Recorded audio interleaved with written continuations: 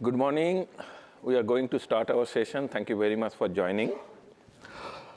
The Asia-Pacific Ministerial Conference on Disaster Risk Reduction acknowledges the traditional owners of the land on which the conference is being held, the Turrbal, Jagera, and Yugara people.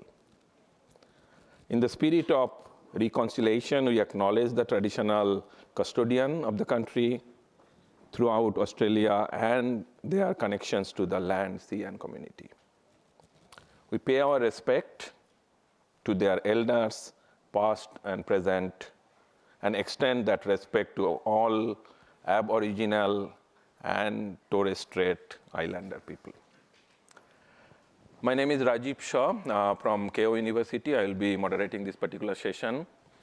As you see that this particular session title, Innovation Scaling Up, Out, and Deep.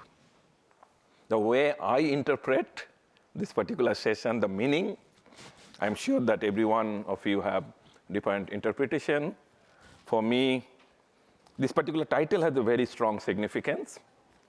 Up is meaning linking the grassroots to policy as well as to disseminate. Out is meaning reaching widely and bringing the inclusivity in innovation. And deep means rooted in the local context because innovation is very much important to solve the local problem. I think innovation has been there from the beginning. All of us, we understand, at the beginning of the human being. But the form changes, the need changes, and the priority changes. What was there 50 years back as innovation is possibly essential today. We possibly don't see it as innovation. What is emerging technology today possibly again will be an essential technology tomorrow. So let me just point out 3 points here on innovation before I start with our esteemed panel. You know that when you talk about innovation, it's not only just the product which matters. The process innovation is very, very important. How we reach to that particular product, I think that's very important. So we need to keep that in mind, number one.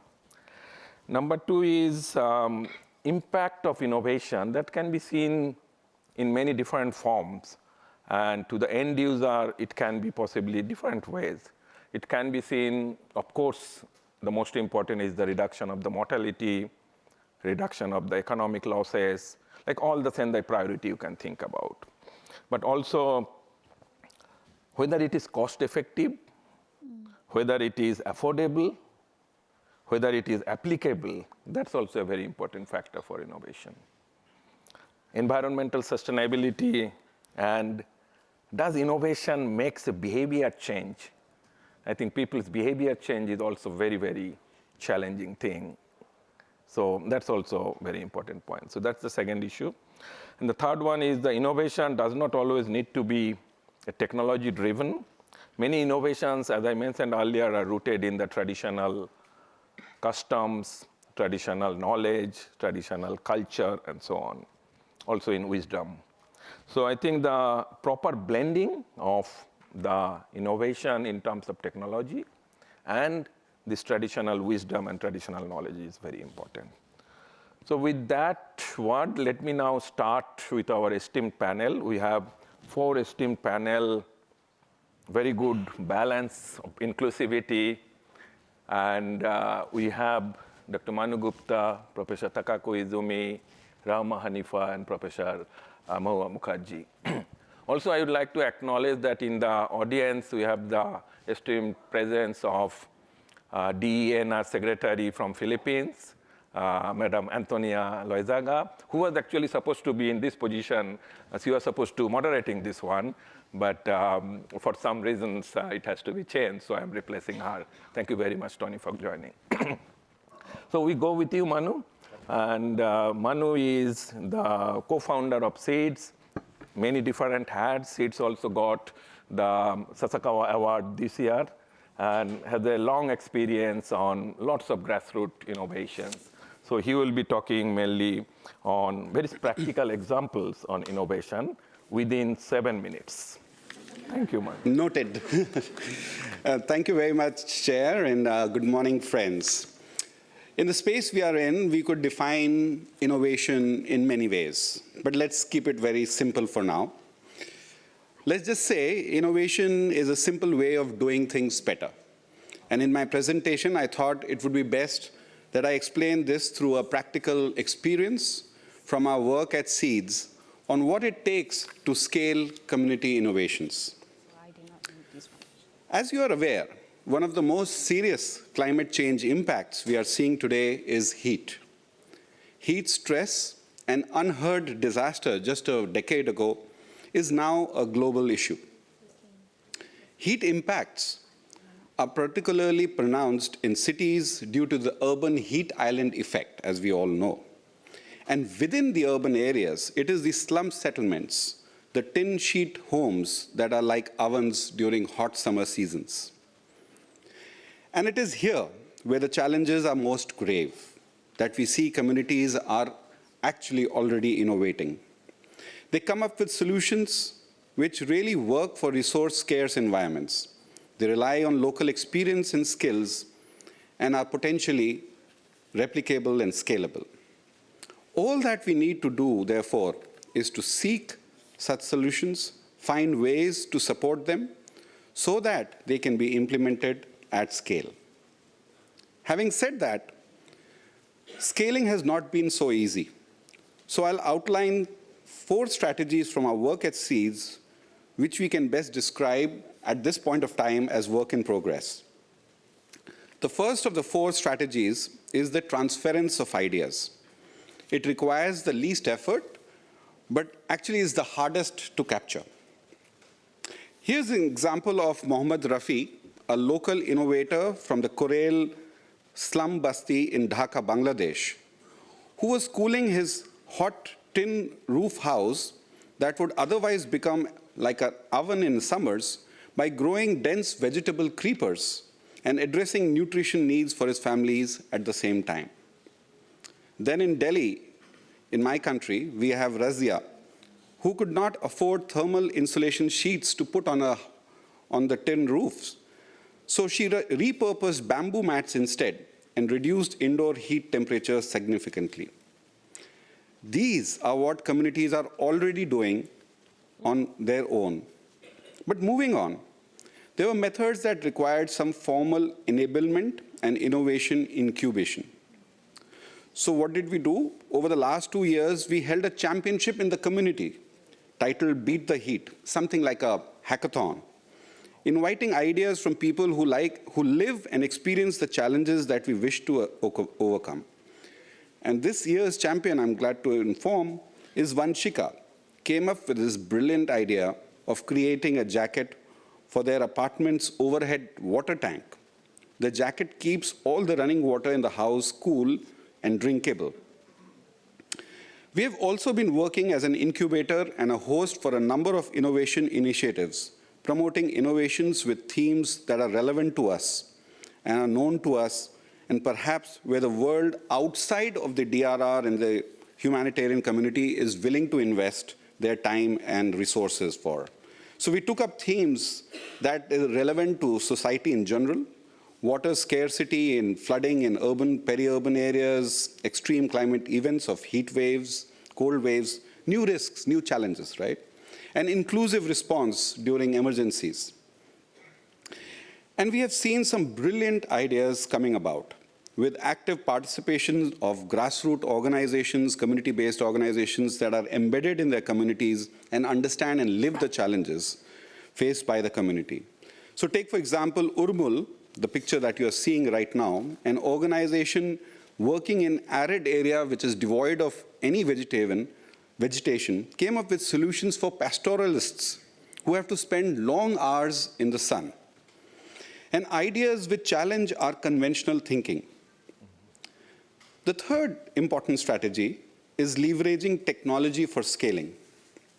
All this while, innovation for many people meant just technology. However, as we realize, technology is just a tool. and a valuable tool when it comes to scaling out. I would like to highlight the role of data and evidence. Fortunately, data is now available at affordable rates, and this can hugely contribute in creating multiplier effects. When we use data with technologies such as artificial intelligence or machine learning, we get the ability to provide custom design solutions at scale. The same innovations that I spoke about earlier can now be implemented for thousands of families. AI can help identify those who are in need of such solutions and where such families are located. And all this delivered to communities in most creative and effective ways. The last strategy is advocacy, which remains crucial for sustainability of innovations and long-term transformative societal change. We took up heat solutions, excuse me, we took up heat solutions we learned in the field and elsewhere and created a compendium of passive strategies for cooling homes. Last year, this compendium was published by the National Disaster Management Authority, thus multiplying its outreach, and are also collaborating with technology giants like Microsoft to co-create solutions globally. But where do we go from here? As a recap of what we talked so far, I have spoken about 4 elements of a strategy to scale community impact. These are the transference of ideas, enablement and incubation, technology for scaling, and lastly, the advocacy for systems change. However, as I said in the beginning, there are challenges still. And these include, first and foremost, new flexible financing mechanisms for scaling out. I think we really need to invest in high-risk financing and timing that perfectly to enable scale. We need even greater policy push for encouraging innovations in social enterprises around innovation, something that is really coming up in a very big way, not just in Asia, but all over the world. And lastly, partnerships. Partnerships that leverage the strength of markets, governments, and civil society, especially citizens like Mohammad Rafi and Vanshika and Razia. Thank you so much.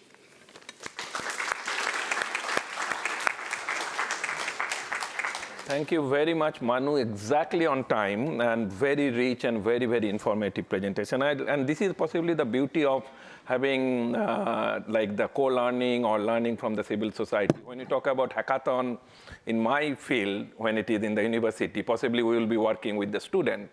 But the example which you gave, the having hackathon with the community people, the young innovators, I think that's a very, very interesting point. So thank you very much for that. Our next speaker is Professor Takaku Izumi, and again, very eminent personality, professor in Tohoku University, and also she is leading the multi-hazard program of APRU, Association for Pacific Rim University. Then she is also a member of Asia Pacific Science Technology Advisory Group, APSTAG. Over to you, Izumi Sensei. Thank you very much, Professor Rajib. And good morning, everyone. I'm from International Research Institute of Disaster Science in Tohoku University in Japan. So as you may know, Tohoku, I'm from Sendai, actually. So you are very familiar with the name Sendai from the Sendai Framework for Disaster Risk Reduction. So our university is located in Sendai, where the World Conference was held in 2015. So today, I'd like to talk about challenges of innovation in disaster risk reduction, because that's the topic I was given. So I will talk about that very briefly. As Professor Rajib reiterated at the beginning, I also totally agree with that, the definition of innovation.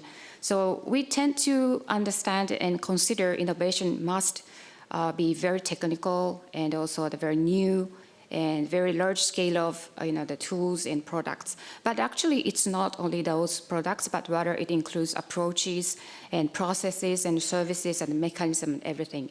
So which make products and tools more effective and more efficient. So that's something we have to remember. And someone said the creation of something, innovation means the creation of something that improves the way we live our lives better. So, related to that, we took a survey and asking what would be the best innovation, disaster risk reduction innovation in the past. So we took a survey among 300 people, belong to government and NGO, international organizations, and academia. So the result is that the top one, people thought it's very effective and most effective was the approach as community-based disaster risk reduction. And second one is hazard mapping, and third is GIS and remote sensing. So among top 10, 50 is the products and 50 was approaches. So which is good because people understand the approaches and services and systems are also called innovation. And people understood CBDR is the most effective in the past as a DRR innovation. But a lot of people say CBDR is already implemented. A lot of people, there are many places, and it's already there. But actually not. And on the other hand, a lot of people say, oh, it's not implemented in my countries or in my villages. So that we still have to make a lot of efforts to implement this approach, very important approach, community-based disaster risk reduction. So the question is how to deliver innovations to end users. Because I heard this in a lot of sessions during these conferences. We already know innovations and technologies are there, but actually it was not really effectively used. So, and the question is how we can bring those things into, the reaching out the end users. And do we know how those innovations contributed to improving people's lives? Like myself is from academia, so that universities and private sector probably innovate and develop a lot of tools and new things. But do we really know how they were used? And are we, do we monitor the results, how those things were effective for communities? So those things, I think, sometimes is missing, and we really make more efforts on that. Then we also have to think about how can we bridge the gap if there is a gap. So what I think is that usually we think very traditional stakeholders in disaster risk reduction is a government and NGOs and also the communities and local governments. But more private sector and the academia can be the very strong the partners. And I heard in a lot of sessions how private sectors can participate more in disaster risk reduction. So what I think is private sector, some of them already understand what is DRR, but some do not really know yet what is disaster risk reduction. They participate quite actively in disaster response, but preparedness in disaster risk reduction, sometimes they do not know how they can contribute. So, and also the academia, and we really need to work together with communities, NGOs, various local partners to share scientific data and tools. And myself is academia, and sometimes, and I heard our role is that usually to conduct a survey and write papers and books and develop new things, but bring those things to the others, and we are not responsible for that. So that's not our work, but rather someone has to help us. So those kind of mindset is still there, and I really think we need to change that kind of mindset. So I'd like to introduce a couple of case studies, and it's a very good partnership. First one is private sector and NGO. As I mentioned, the private sector sometimes do not know very well how they can join and how they can join. Are you talking about the next slide? Yes. Slide is not changing. Sorry. Can you have the next slide, please? Yeah. Yep. Okay. And your time is almost up, so. Oh, okay. Sorry. Yes, I will quick. Sorry for that. Yeah, it's okay. So I'm very sorry. So the first one is NGOs and private sector. So this first one is that NGO invited the private sector from the beginning, not only as a donor, but rather in the planning and implementation and also the monitoring stage, so that the private sector understand how they can contribute, and at the end, this is the water tank company in Bangladesh, but at the end, their sales of the tanks is really increased because their visibility was quite, becomes very higher, and also the communities who gained this kind of tanks, and they learned how to store that clean water so that they were accessed to the clean water and they could use those water for their gardens. And the second one is that collaboration between academia and also the local governments. So academia, as I mentioned, have a lot of data and scientific innovations, but sometimes and people don't know how to use it. So that academia actively gave the information how those data can be used and how they can develop all this into these products. So that, that both academia and also the NGO, and it's called probably the traditional local stakeholders, has to be worked together. And we also have to work one step further. Like academia, we are not really doing, doing research and writing paper and books, but rather we also have to, enter and join in program implementation as a partner. So that's something, that's a good, the big homework for us, but that's something we have to change it. Otherwise, I don't think the disaster risk reduction strategy can be changed and more strengthened. Thank you. Thank you. Thank you very much. I strongly encourage you to Google 30 innovations in 30 innovations in disaster risk reduction. What she just mentioned, you can actually download that particular document from the prevention web. And it's a very, very interesting compilation. Strongly encourage you to do that. Our next speaker is Rahma Hanifa. I always say that Rahma is 3 in 1. And she is a scientist in BRIN in Indonesia. She is an women leader and champion, as well as youth leader and champion. So over to you, Rahma, and you will be talking on stakeholders, different stakeholders' participation. Thank you very much, Prof. Rajib Show. Good morning, Excellencies, delegates, ladies and gentlemen. This is such an honor to participate in this working session with the Sasakawa awardees. I will share examples on how different stakeholders from the public and private sectors, scientific bodies, academia, and civil society work together to develop and apply DRR innovations. Cooperation among stakeholders in ensuring the science policy practices is important, and capacity development and providing space of youth, young professionals, and women is a crucial part. I would like to take an examples and good practices from Indonesia and You Inspire Alliance, a network of youth and young professionals in Asia and the Pacific working in science, technology, and innovation to support disaster risk reduction and climate change.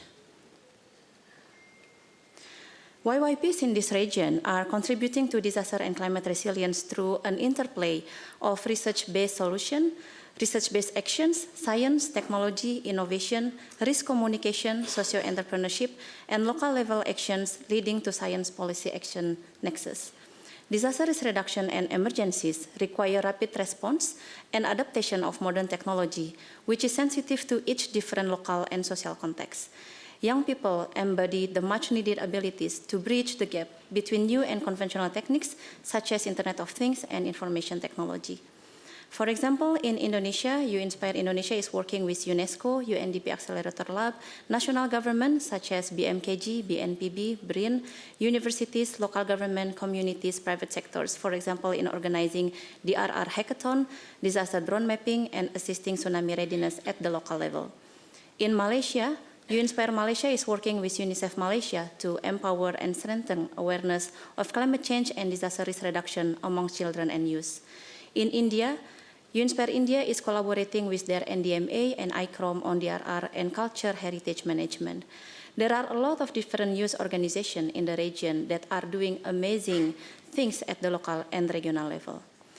In my own experience on building earthquake and tsunami resilience in Java, the most populated island in Indonesia, sitting directly above Indo-Australia subduction zone, collaboration between stakeholders is really a key. For example, there are at least 4 innovations to mention in the last 5 years. We are using more space technologies, high-tech sensors, IT, big data that enable us to better understand the characteristic of earthquake source, hazard, and risk. But after that, we are bringing more than 70 earthquake experts from 20 ministries, agencies, and universities into a hub called the National Center for Earthquake Studies, producing the Indonesia Earthquake Source and Hazard Map. This is facilitated by the Ministry of Public Works and Housing, and the ministry is updating the national standard for earthquake-resistant building and infrastructure based on those scientific findings. All new infrastructures in Indonesia then follow this updated code. However, there is yet less effort to retrofit existing buildings, including existing schools and hospitals. The Indonesia government has taken this map as a basis to develop the earthquake risk assessment and the Indonesia Disaster Management Plan 2045. NDMA has also conducted a nationwide expedition along the southern coast of Java, reaching more than 500 coastal villages and more than 20,000 coastal people to build tsunami preparedness. Hotels in Bali are establishing MOU with the local government to provide vertical evacuation shelters for coastal communities and tourists. Schools are updating their SOP and practicing tsunami evacuation. Young people are developing applications, comics, board games for more effective communications. Despite having a progressive DRR measures at the national level, we are still lacking awareness and actions at the local level. Thus, finding and leveraging the role of local-led initiatives and leaders is pivotal. Triggered by the combination of local knowledge, new scientific findings, and the 2019 National Tsunami Resilient Village Expedition, there was one specific local leaders in southern coast of Java that contacted me to initiate to build community resilience. This region might be isolated due to should a megatrust earthquake trigger tsunami occurred. So this local leader started to connect with us in Inspire Indonesia, and we connected with university, BMKG, BNPB, and little by little to larger stakeholders. Sorry. Okay. So this is the wide range of stakeholders consisting of government, private sectors, NGOs, universities, and also media to orchestrate what we need to address the 12 indicator of tsunami ready IOC UNESCO, but also contextualize with the community need. So it is local demand driven. We involve the local youth and also the university students and young professionals from various organizations. Some innovation includes the vast collaboration that we build together with the local people, engaging the private sectors, for example, to support the establishment of community-led command center. This is supported by the electricity company in order to receive and disseminate early warning system directly to the community through radio system, connecting information from our meteorological and geophysical agency, and then connecting to the community at risk through the radio and also through the local wisdom. We also co-develop education materials in form of the poster infographics. So the experts, together with the community, we co-create education materials in form of infographics, T-shirts, videos, tsunami-ready board game, tsunami songs in local language, and also storytelling. This community is currently conducting door-to-door household to collect the disaggregated data and also to provide education in the household level. They also have developed their own application to inform where is the red zone and also the evacuation route and shelters. In Indonesia, we have more than 5,000 coastal villages, and to reach 100% tsunami-ready community by 2030, much more local-led initiatives and leaderships needs to be empowered. Lastly, this pandemic has taught us that there are so many uncertainties in the future. So we, Unspire Alliance, collaborate with UNESCO, UNDRR, UNDP, Accelerator Lab in organizing the Future Literacy Lab, bringing more than 100 youths across the region to gain new skills in future literacy. The aim is to leverage the collective intelligence and frontier thinking of young people to build anticipatory actions toward the future, especially when the young people of today take decision-making position in the future. We think about we have three labs recently. On the governance, we are thinking that more adaptive and agile governance and policy, data transparency, open access to better connectivity and engagement, cross-collaboration using advanced technology system if needed in 2045. And then water is metaphor as, knowledge is metaphor as a water. It will be a daily basic needs for everyone. And then we need access to knowledge without no boundaries. Then we are thinking that in 2045, maybe there are no more natural hazards, but mostly man-made hazards. So community empowerment via collective knowledge is really important. This kind of DRR future literacy initiative needs to continue to sharpen ideas toward 2030 and 45 in partnership with various DRR stakeholders in the region. Finally, 4 recommendations to scale up is to strengthen the localization, leverage the role of local actors and co-local-led initiatives based on concrete needs in the community or demand-driven. The second is to create greater synergies and collaboration, neighbor-help neighbor, South-South collaboration by establishing more programs that enable networking. The third one is to increase opportunities and investments on capacity building for young people by extending resource mobilization, scholarship, grants, endowment, mobilization, seed funding, and other forms of investment to provide more opportunities to conduct research policy action nexus. And also to foster intergenerational, cross-border, interdisciplinary, and transdisciplinary collaboration. Finally, nurturing culture of socio-entrepreneurship and sciencepreneurship by the YYPs to build resilience at the local level need to be nurtured. Thank you very much.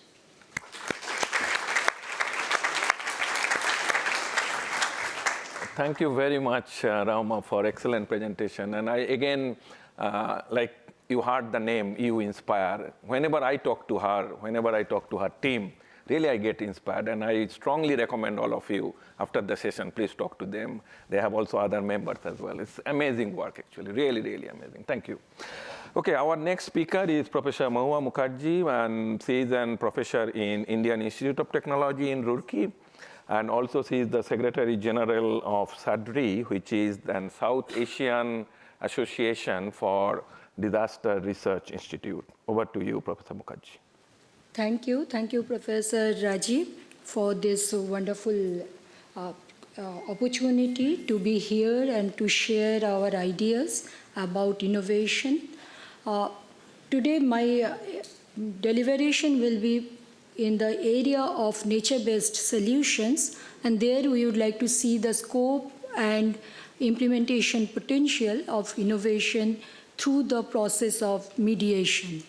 And in this mediation, this is a process framework where M will be for the monitoring, E will be for the evaluation, and D will be for the design ideation and the implementation.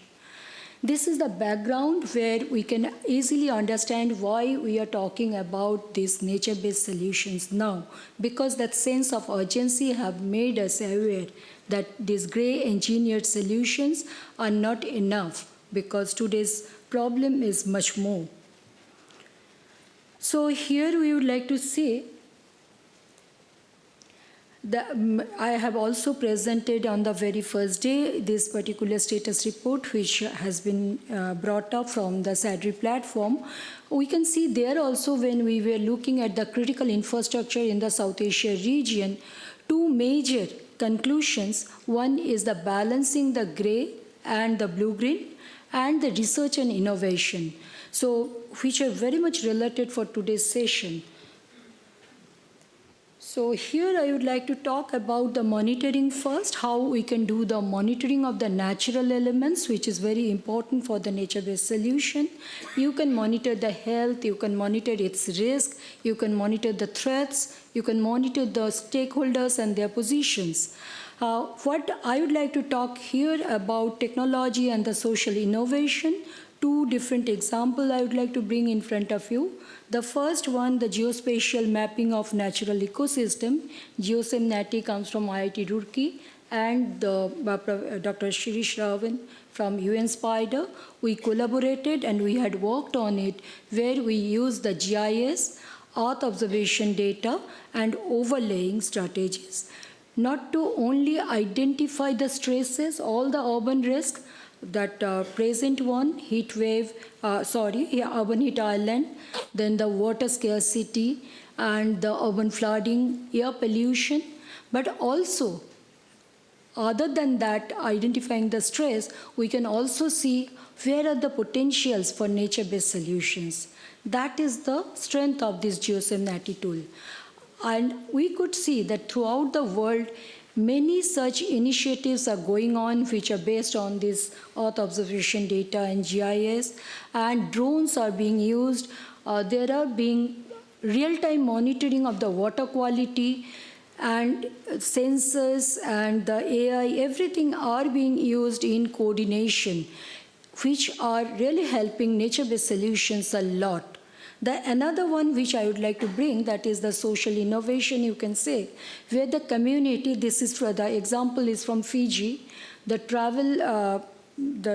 traffic light indicator. Here the Bindia actually shared this particular case with us, and where we could learn that how the community is actually monitoring the status of the water of the area, and they are using the traffic light signals to earmark whether it is good, green, or it is red, danger. So these are very wonderful examples where we can see the innovations not only are happening at the academic levels, it is also happening at the community level. And not only it is the innovation, but it is also the application. The second part is the evaluation, and in this evaluation, I would like to be very quick now. Biophysical. Why we need evaluation? Let me first talk about it, because all of us now, we know through our history that we have to value the nature. But at present time, not only valuing the natural elements is enough. You have to evaluate them so that you can present it to different stakeholders to convince evidence. So you can do it in the biophysical term, or you can do it in the socio-economic terms. And here also we could see so many interesting innovations are actually being utilized. I have brought one particular example from Stanford University, Natural Capital Project, integrated valuation of ESS and trade-offs, INVEST. And I had also talked about the traffic light in the previous monitoring. The third vertical, I would like to talk about the co-design ideation. All of us, we talk about now co-design with the community, with the government, local government. And here we can also see how these innovative simulation tools are helping, because you can also see the future. If you use the nature-based solution, what is going to be the benefit? So here, again, I would like to bring some examples. Palm coir used for canal banks. Shekhar is sitting here. Kerala is using it a lot. This palm coir, that's a local material, and it's a vegetation-based. It is not only being used in India, it is also being used in Canada a lot. So that's the beauty of nature-based solution. The second example here is the innovative floating toilets.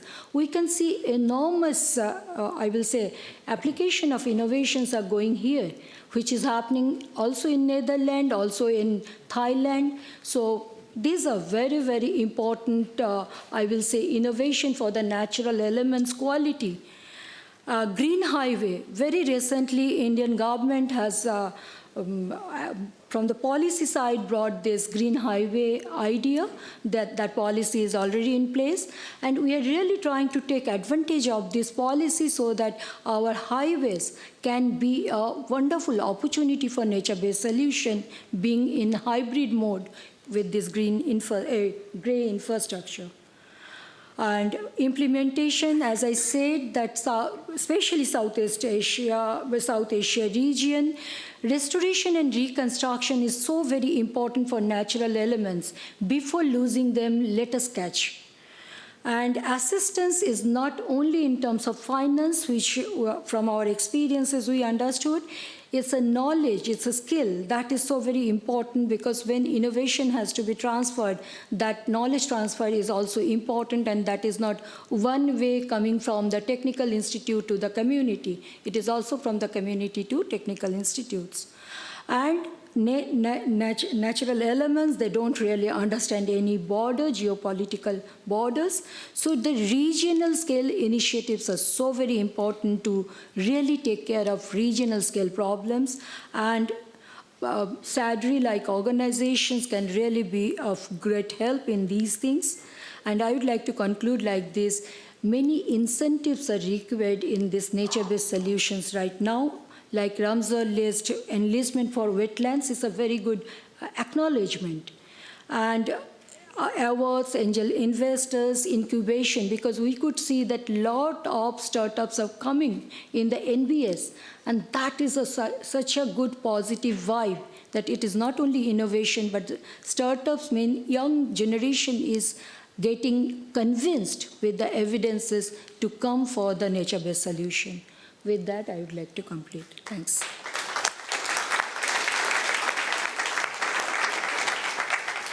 Thank you very much, Professor Mukherjee. Again, some very, very valuable and important and useful examples. And a big thanks to actually all our 4 panelists that who kept the time quite in a manageable way so that we have some time now for QA. And I would like to first invite maybe 2 to 3 questions from the floor. Please come, there are 2 microphones there, so please come to the microphone. We will bring a microphone to you. And please identify yourself and then ask the question. So, gentleman over there, please. Thank you very much. Saya Dodi Kurniawan Kaliri dari Yogyakarta, dari Difabel Siaga Bencana Daerah Istimewa Yogyakarta.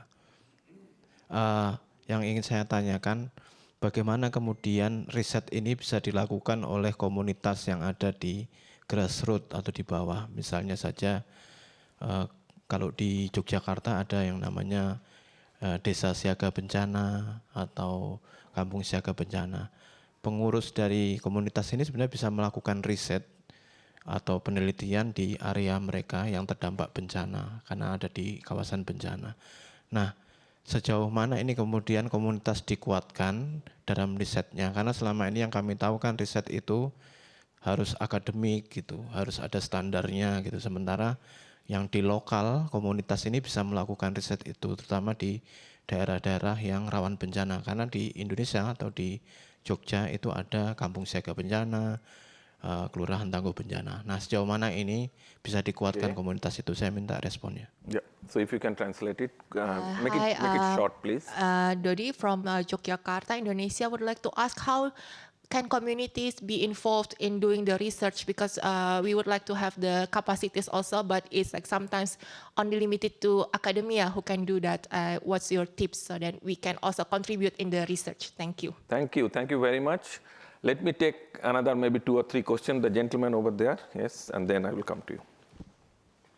Thank you very much. My question is directed to Manu. Thank you for your presentation. I work with a humanitarian innovation organization called Field Ready. We've been part of lots of innovation labs and innovation hubs.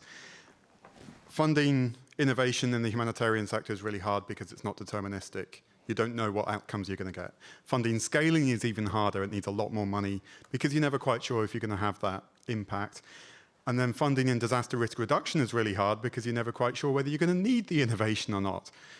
So what message would you give to donors, on top of we need a lot more money, about how to organize that money for innovations in disaster risk reduction? And full disclosure, my wife, Abby Taylor, funded your innovation lab when she was a donor at the Humanitarian Innovation Fund. So she already has some ideas. Thank you. Thank you very much. Okay, the gentleman who is sitting there. Thank you. I'm Tapan Mishra. I work with the United Nations in Mongolia. My question to all panelists, excellent ideas and the whole scaling up, scaling out, and scaling deep. Innovation is very key. My question to you is about engaging any particular community, whether it's, especially I'm focused around engaging youth and children, and also perhaps elderly. So do you have any experiences about getting them with fresh ideas, which we not normally think about in our daily lives? So if any interesting ideas of that, because I'm working on engaging youth and children a lot in thinking about disaster risk reduction. Thank you. Maybe Shekhar, the last question, and then we will ask the panelists. Thank you. Myself, Dr. Shekhar. I am Member Secretary to Kerala State Disaster Management Authority, a sub-sovereign of India. So basically, we have heard what Manu said. There are informal innovations that are happening, innovations that are not really coming out of people who are educated, who have exposure to technology and ideas. And we have been supporting such innovations in Kerala from the State Disaster Management Authority, for example. There's a device that a local man devised called Flotilla. It is an alternative to life jackets. Very cheap ones, very cost-effective ones. But then when I look at the empowerment of government entities in terms of assimilating these kind of local innovators' ideas, which actually comes from out of the box, which doesn't come from the established stream of innovation and productization, there is a big gap. There is no framework which enables governments to take it in. Maybe certain quasi-judicial entities like us, or being disaster management authorities, can step in and do few things, but in the larger context, if you look at it, assimilation of that becomes a problem. And therefore, isn't it required that we collectively have a framework globally to assimilate informal innovations, which would be public space innovations that could be utilized in DRR? Wonderful, So thank you. Thank you very much. So let me now go to our panelist, community research interface, especially how community can actually start the research. Maybe may I request Professor Mukherjee to point on that one, your thought? I believe that it is very, as I come from the academic field, for us, we feel there is a gap. There is a strong gap because community feels that information should come from the other side. And as Shekhar was trying to bring out the actual issue, that the community confidence level and the language also to communicate that this is something, this is having a value. So I will believe that community also, even if they have some very innovative ideas, even to evaluate those innovations is very important because you have to really create market. Other than that, you cannot sustain it for the scaling up. Thank you. Thank you very much. Manu, message to donor. That's a hard one. But thank you anyway for the donation that has come by. So on the, this is indeed a challenge for us. And as I said, this is still work in progress for many of us who are in this field. But one of the things that has worked, and perhaps that's something that we as a community can really support, is building the evidence and building the research, which is where I would look to my left, the academicians who are there, to help us really create the case, really build that case for funding such kind of innovations. The example that I shared with you today was about heat. You know, it was never considered a disaster until there was evidence to show the impacts, and not just mortality rates, but also impacts in terms of inflated medical bills, increased stress, school dropouts, nearly 50% dropout rates in school attendance during the month of April this year. Now, when you put these kind of evidences in front, then there is interest that is generated to do something about it. Thank you. Thank you very much. So our next question goes to Rama. How the engagement in the particular community, especially with the youth and children. Our colleague from Mongolia asked. Yeah, thank you. So I think there has been more and more activities that engage children and youth in the region. And usually when we talk about children and youth, of course, we are entering through the schools activity, through the safe school programs. Safe school programs has 3 pillars on safe structures, governance, school governance, and also education. And starting from starting from entering the schools, we can engage the children and youth within the schools to do something, but not only them as the third party, but engaging the students as the actors themselves. So we can discuss with them what doing the school watching together, doing the environment village watching together, and throwing what kind of problems do they see and what kind of solution do they think about it, and triggering such. Putting the children and youth in a position that they are the actors and they are the problem solvers will provide more ideas to triggers innovation for children and youth. We've been practicing this in elementary school, junior high school, and high school, and they really have a lot of ideas and creativity that we can leverage. I think more and more engagement, not only seeing them as the third party or as the vulnerable group, but seeing them as our partner and as part of the solution. If I might add a little bit on the first question. Briefly. Briefly. So maybe in case, because you're from Indonesia, in Indonesia we have the community engagement in university. So you can definitely contact university and also contact BRIN to ask being a partner for research. I think you sit next to our BRIN BRIN researchers as well. Thank you. Thank you very much. I think that another point which actually Shekhar asked about this, some sort of framework on the informal innovation. Professor Izumi, would you like to highlight anything on that from your experience? I'm sure that after the East Japan earthquake, tsunami, there have been so much of different types of importance of these informal innovations, and your university has been leading so many interesting work on that. So, any specific comment on that? Okay, thank you. Yes, as I mentioned, I'm from Sendai, and Sendai was hit very severely by the Great East Japan earthquake and tsunami in 2011. So it's already 10 years. So in the last 10 years, we worked so hard for recovery. And we see most of the infrastructure is already completed, but we still say the community recovery livelihood is not ended. So during that period, and we see a lot of, I'm not sure if we can say it's informal or formal innovation, but there are so many initiatives from the communities and youth and the children, because the recovery stage, we really need to hear the voices from the affected people. So in that sense, for example, we had already the hazard map, inundation map from tsunami, but that big earthquake and tsunami showed it's not, it's accurate, 100% accurate. So that in that sense, we really need to understand and hear the voices from the affected people, and we reviewed and also revised those mapping as well. And also a lot of good initiatives from the children to develop good educational materials and by themselves, and a book for children and based on the experiences. So that, yes, in the last 10 years, we made a lot of good achievements, and I really cannot introduce everything here. But if we see that those of the disasters, people say that can be the window for opportunity if we say it's a active way. So that it's also very important to see those experiences a good opportunity for us to involve more people, communities, youth, and also the elderly people as well.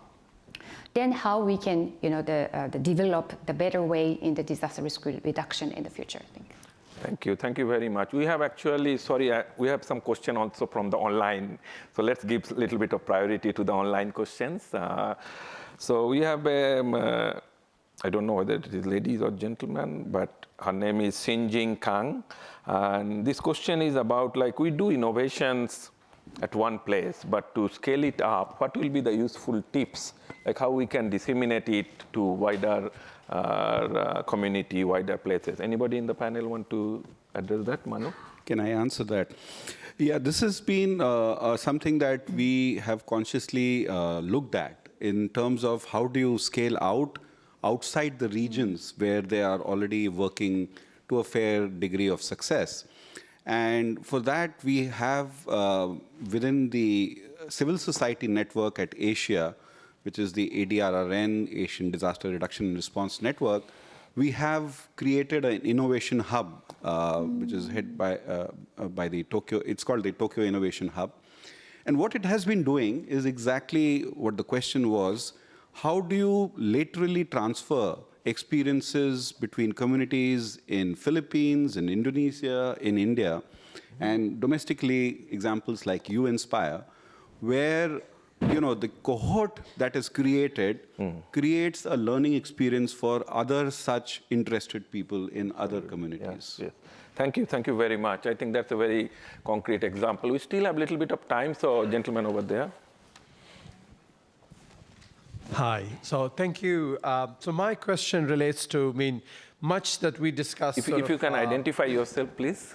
So my name is Moheb. I do work in conflict and fragile countries context, and that's where my question is as well. Much of what was discussed assumes functioning government, functioning institutions. And when we go to conflict in fragile countries, conflict-affected countries, usually weak institutions is the best you get, and no institution is probably the worst case, and non-state actors controlling territory is a whole other things, and natural disasters happens. And so question, I think, is there is very little sort of room for sort of a systemic, institutional driven innovations.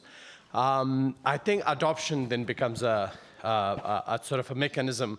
So is there any examples, or is there any sort of work on that direction where we, and the experiences are very sort of similar. For example, in Afghanistan, we are experiencing heat sort of in parts. There is much higher than average summer heats in many parts, and electricity is not there. There's many more struggles. There's similar things in the Middle East that we see, even in Iran, which has a functioning government. There's sort of similar water scarcity problems. So the question comes back to how do we adopt? How do we do adoption? How do we sort of scale out to those contexts where neither the informal or sort of the non-for-profit institutions exist, and the government institutions are either weak or non-existent. Thank you. Thank you. Extremely valuable and I think very, very pertinent questions. Anybody wants to respond to that in the panel? Maybe I can just take a stab. Yeah. Sorry. Just to highlight this, in fact, Rajiv, you would remember both of us were in Afghanistan and in a very similar situation, talking about earthquake safe houses. That was way back after the Bamiyan earthquake happened. And obviously the challenge was a non-functioning kind of government system at the provincial level. And one of the ways we tried to promote a greater adoption was talk to the shuras, to the local village council. And it required long engagements, long dialogue processes. It wasn't so easy. But I think that provided us an entry point.